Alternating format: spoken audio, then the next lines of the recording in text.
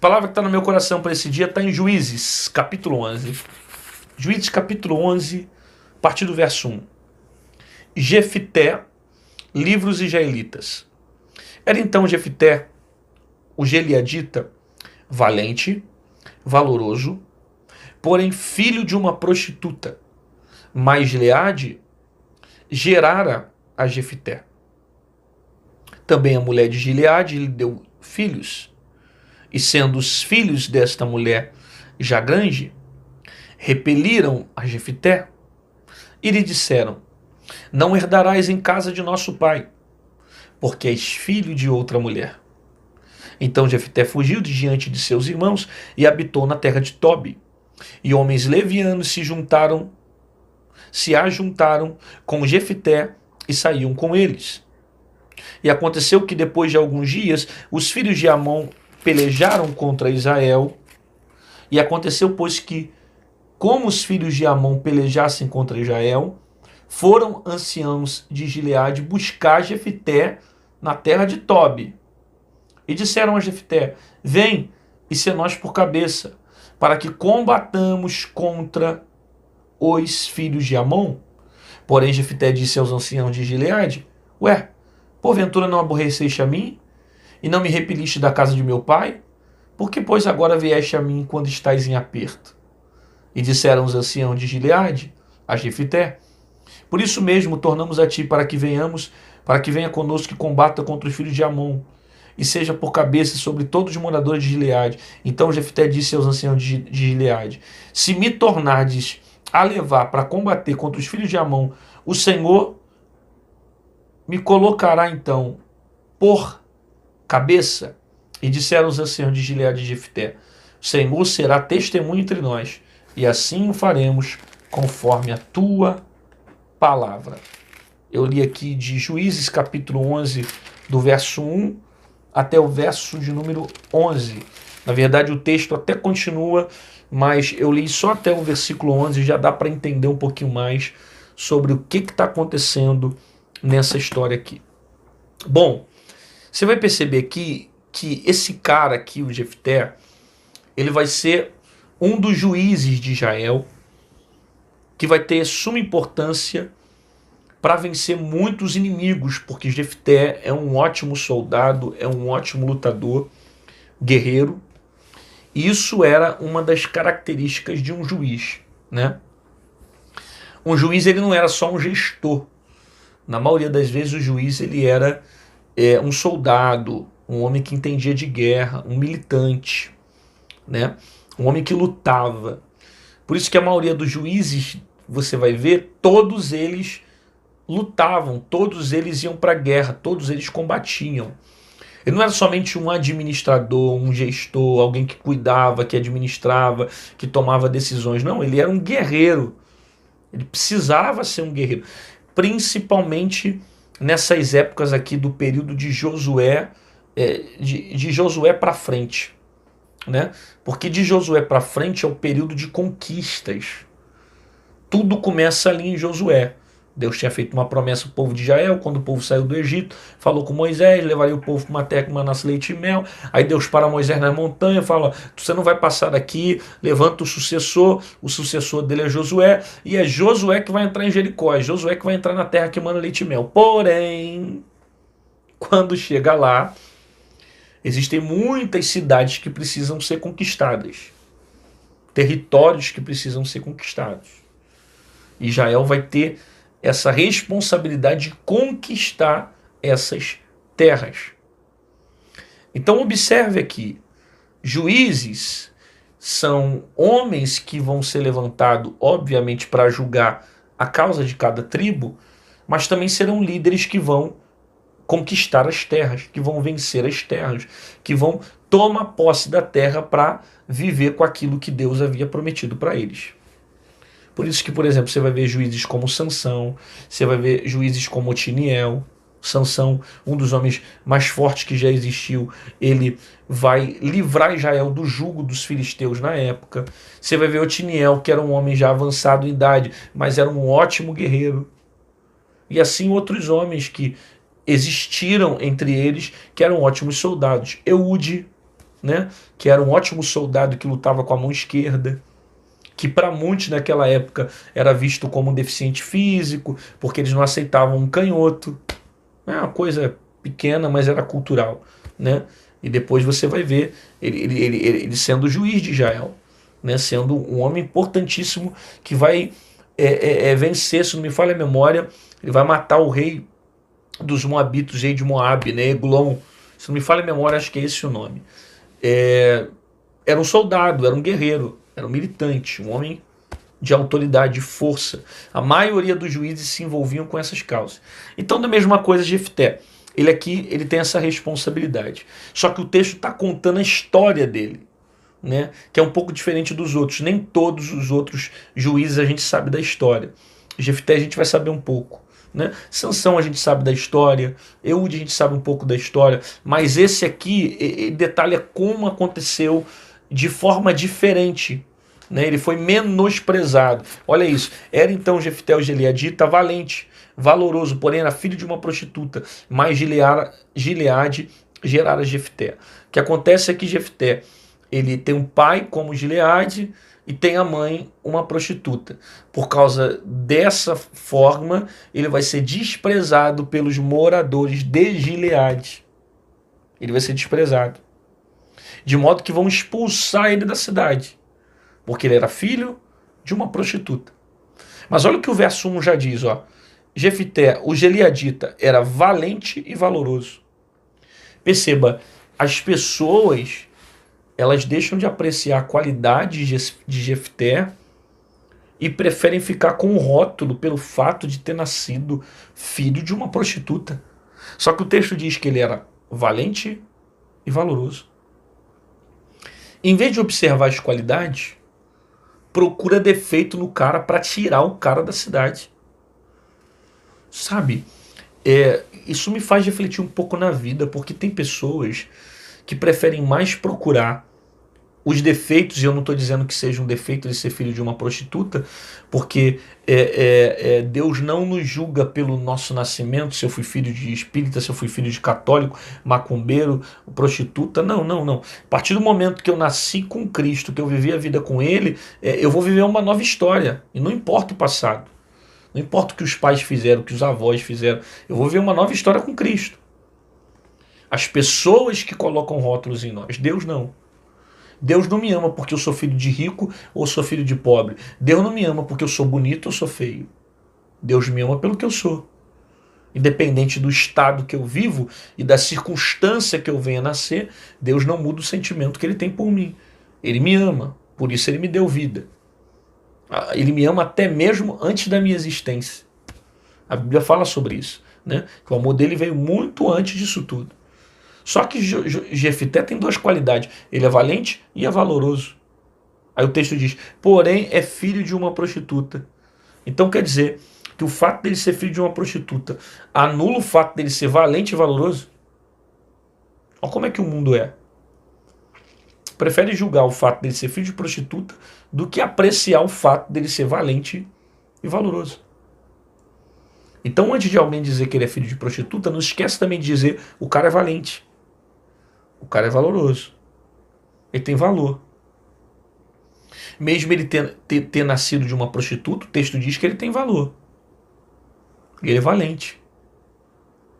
É valoroso. É um homem importante.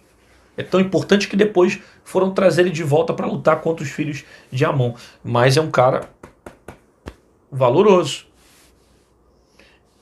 Perceba, as pessoas, inclusive, atualmente ainda funciona assim. As pessoas, elas possuem prazer em julgar o outro pelos seus erros, pelas partes que elas acham que são negativas, e esquecem de apreciar as qualidades. Esquecem das virtudes e apontam os defeitos. Existem muitas pessoas que vivem dessa forma e que infelizmente possuem uma mentalidade errada. Todo ser humano vai ter virtudes e todo ser humano vai ter defeitos. Se você olhar para mim, de repente por não me conhecer tanto e só me ver exposto na internet, você vai ver só minhas qualidades.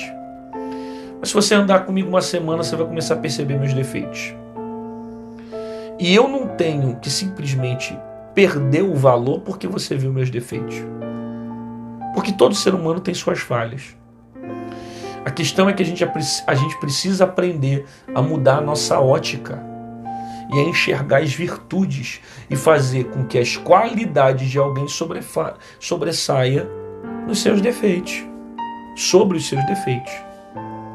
Porque se você passar a vida inteira apontando os outros, se você passar a vida inteira enxergando os outros, ninguém para você vai prestar para nada.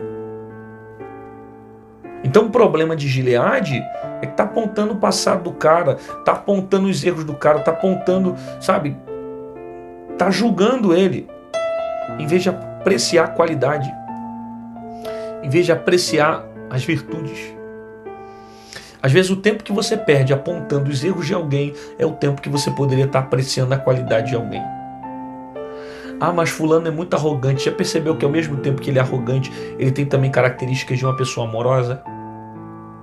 Ah, mas fulano é muito prepotente. Ok, ele precisa ser tratado nessa área, mas ao mesmo tempo que ele é muito prepotente, você já percebeu que ele é bastante prestativo?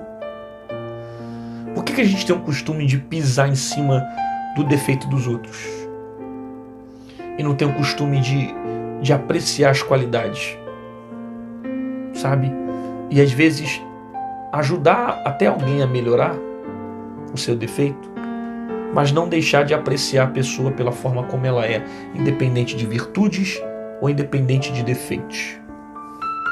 Eu preciso entender isso. O que está acontecendo aqui é que Jefité está sendo julgado pelo passado. O que ele tem a ver com o fato de ser filho de prostituta? Por que ele está sendo condenado por uma coisa que ele não fez? Mas alguém está rotulando Jefité por causa do passado. O diabo gosta de fazer isso. Isso aqui é uma coisa que o diabo adora fazer. O diabo gosta de acusar o nosso passado. O diabo gosta de colocar rótulos em nós. O diabo gosta de dizer, você não pode, você não consegue, você não é digno, que você fez isso, que você cometeu isso, você errou dessa maneira, você pecou dessa forma. O diabo gosta de ficar apontando os nossos erros. O diabo gosta de ficar tentando nos atacar para apontar o nosso passado, a ponto de dizer que nós não temos condições de ser salvo, que nós não temos condições de andar com Jesus, que nós não temos condições de estar com Cristo. Porque a intenção do diabo é apontar o nosso passado para tentar comprometer o nosso presente. Só que sempre quando o diabo tentar apontar para você o passado, aponta para ele qual é o futuro dele. Como assim, pastor? Qual é o futuro do diabo? Em breve o Deus de paz esmagará Satanás debaixo dos nossos pés. Não deixe o diabo ficar rotulando você. Não deixe o diabo ficar apontando você. Sabe? O diabo, ele sabe o teu nome, mas ele te chama pelos teus pecados. Deus conhece os teus pecados, mas ele te chama pelo teu nome. Muitas das vezes o diabo prefere colocar um rótulo em você, prefere engessar você, prefere dizer, você não tem condições, você é filho de prostituta, você é pecador, você é bandido, você tem... Aí fica te acusando de um monte de coisa, para dizer que não tem condições de você ser salvo. Só que não se esqueça dessa palavra, que o sangue de Jesus veio não para os sãos, mas para os doentes. Jesus não veio para salvar aqueles que acham que estão salvos. Jesus veio para salvar quem precisa, quem necessita. Eu vim para os doentes, para os necessitados. O sangue de Cristo está aí para perdoar os teus pecados. Ele é valente, é valoroso, mas é filho de uma prostituta. Rotulam ele, julgam o passado, não apreciam as suas qualidades. E o que fazem? Vou colocar ele para fora de Gileade. Olha o que o texto diz. Também a mulher de Gileade lhe deu filhos, e sendo os filhos desta mulher já grandes, repeliram a Jefté. E lhe disseram, não herdarás em casa de nosso pai, porque és filho de outra mulher. Percebeu aqui que ele vai ser expulso pelos próprios irmãos. Não herdarás a casa do nosso pai. É irmão, é gente de família que está tirando ele da cidade. É gente ligada ao seu próprio sangue, sangue de pai, de Gileade, que está tirando ele de casa. Às vezes você recebe as afrontas de onde você menos espera. Às vezes você recebe calúnias de onde você menos espera. Às vezes os ataques aparecem de onde você menos espera. Às vezes você não sabe e nem imagina de onde vai vir um ataque. De repente de um primo, de um irmão, de um pai, de uma mãe, de um tio, de um amigo. Às vezes é alguém que está perto, que está apontando, que está ali, sabe, de onde você menos espera. Como José, que foi vendido pelos seus próprios irmãos. Gente que está perto de você, que comeu na tua mesa, gente que sabe, que conviveu com você, que nasceu na mesma casa que você, gente que você ajudou, que você estendeu a mão, que você... Essas pessoas acabam te traindo. Aí a gente se fere, a gente se machuca, porque nós colocamos expectativas em pessoas que nós amamos, porque inimigos não geram expectativas. Aí a gente se sente decepcionado, porque as pessoas que estão mais próximas a nós, que deveriam estar perto e ajudar, elas simplesmente se levantam, caluniam, nos excluem e nos colocam para o lado de fora da casa. Jefté vai ser expulso pelo seu próprio irmão. Por que isso acontece também dentro da igreja? Por que tem muita gente dentro da igreja que, em vez de ajudar, está colocando para fora da casa? Por que tem muita gente dentro da igreja que, em vez de estender a mão, está excluindo a pessoa? Por que tem muita gente dentro da igreja que, em vez de abençoar, está amaldiçoando? Por que tem muita gente dentro da igreja que, em vez de ajudar quem está caído, está pisando quem está fraco? Não é para tirar da casa, não é para expulsar, é para ajudar, é para estender a mão. Esse evangelho que nós cremos, ele estende muito mais a mão. É evangelho de graça, é evangelho de misericórdia. Eu não estou dizendo que estender a mão é passar a mão em cima do pecado. Eu estou dizendo que estender a mão é mostrar empatia, é mostrar misericórdia, é mostrar amor. Por isso que Jesus falou para aquela mulher: quem não tem pecado que atire a primeira pedra. Ninguém tacou a pedra, mas depois Jesus disse, depois que perguntou para ela onde estão seus acusadores, aí ele disse: vá e não peques mais. Por que ele falou isso? Para que ela não permanecesse no pecado. Mas antes dele dizer para ela não permanecer no pecado, ele mostrou o amor, ele mostrou a graça, ele mostrou o perdão, ele mostrou a misericórdia. A gente precisa trazer para dentro da igreja quem precisa de cura. A gente precisa trazer os doentes dentro da igreja. Eu já vi gente falar assim: nossa, mas eu não vou para a igreja porque tem muito doente, hipócrita, mentiroso, falso, mentiroso, ladrão, mau caráter. Tudo de ruim tem dentro da igreja. Glória a Deus, meu filho. Que o lugar desse povo ruim é dentro da igreja mesmo. A igreja é a última válvula de escape do ser humano. É ali onde estão as pessoas que precisam de Deus. O mundo tem uma percepção errada da igreja. A gente quer enxergar a perfeição na igreja. A igreja não é perfeita. A igreja é lugar de pessoas que dependem do amor de Deus. Percebe isso? Que o lugar do prostituto é na igreja, que o lugar do ladrão é na igreja, o lugar do traficante é na igreja. Por quê? Porque nenhum lugar da sociedade aceita eles. Mas o evangelho que a igreja prega transforma eles, liberta eles, muda a vida deles. É um evangelho transformador. Então não tem que tirar da casa, tem que deixar dentro dela para ser tratado. Aí ele vai ser julgado só porque ele é filho de uma prostituta, vai ser repelido pelos seus irmãos. O texto diz que Jefté fugiu diante de seus irmãos e habitou na terra de Tobi. Desde quando fugir resolve? Foi expulso, ok, mas fugir não resolve. Tem que confrontar. Tem que voltar para conversar, tem que voltar para colocar os pingos nos is. Ficar fugindo não te cura de nada. Não resolve nada. Você não entendeu ainda que quanto mais você foge, mais ferida você fica. E que fugir não cura a tua alma. Fugir não traz paz para o teu espírito. Fugir não resolve nada. Então Jefté fugiu diante de seus irmãos e habitou na terra de Tobi. E os homens levianos se ajuntaram com Jefté e saíam com ele. Homens levianos se ajuntaram com Jefté. É muito perigoso quando você sai para um lugar que o diabo sabe que você saiu de um lugar que não está mais no centro da direção de Deus. Ele vai colocar outras pessoas no teu caminho para tentar te distanciar do propósito.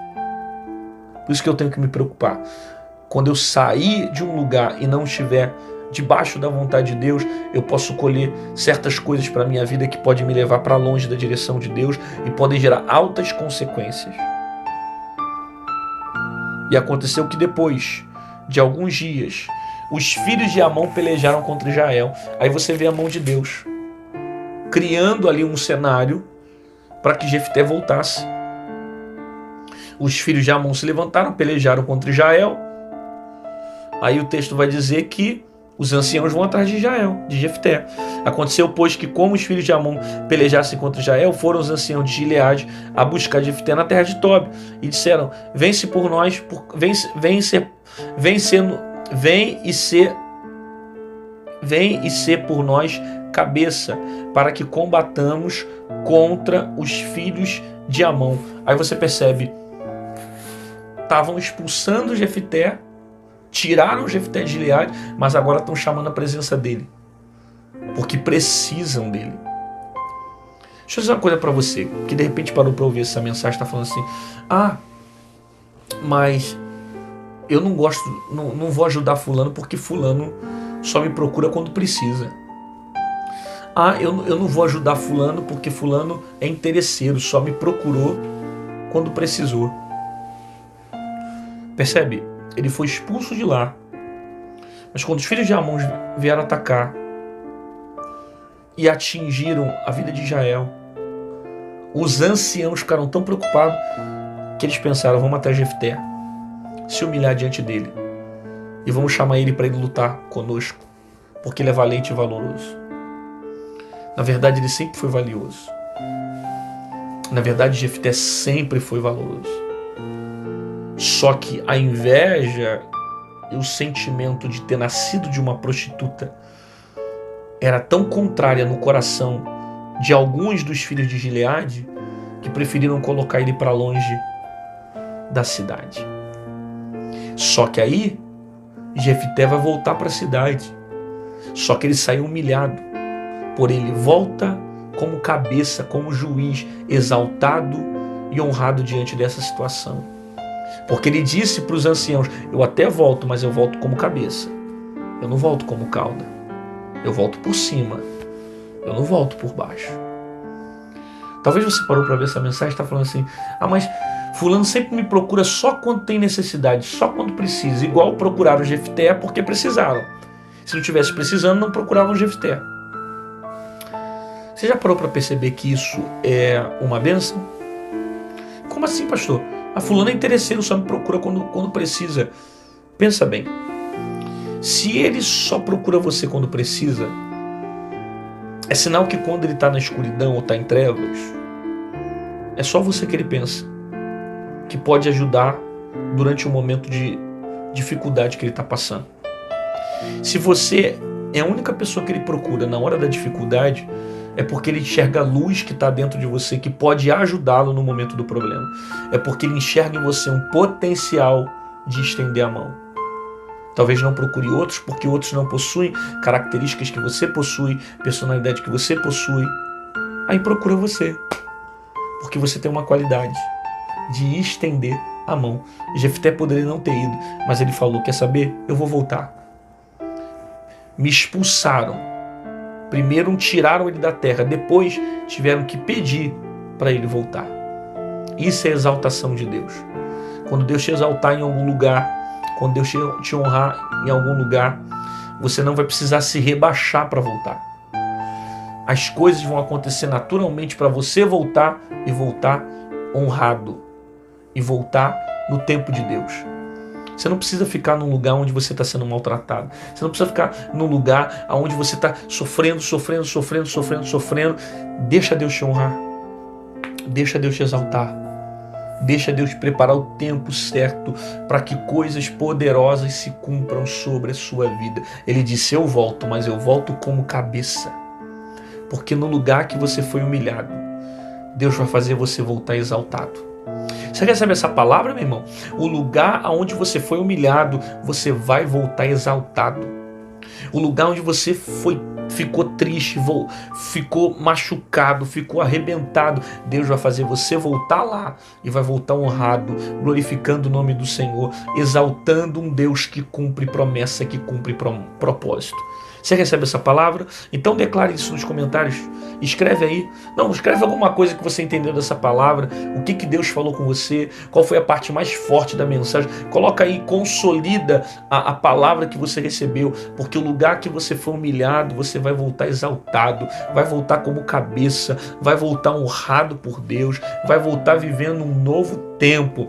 Naquele tempo te expulsaram. Era diferente. Mas agora é um tempo que você vai voltar honrado. É um tempo que você vai voltar vivendo algo novo de Deus. Não te preocupa se estão te julgando, dizendo que você é filho de uma prostituta, porque numa hora certa o teu valor vai resplandecer sobre uma situação que todo mundo vai olhar e vai dizer: ele tem valor, ela é valiosa, ele é importante, vamos trazer de volta, sabe? Então não fique inquieto com as palavras que você tenha recebido de afronta, porque muito maior é o que Deus vai fazer dentro dessa história.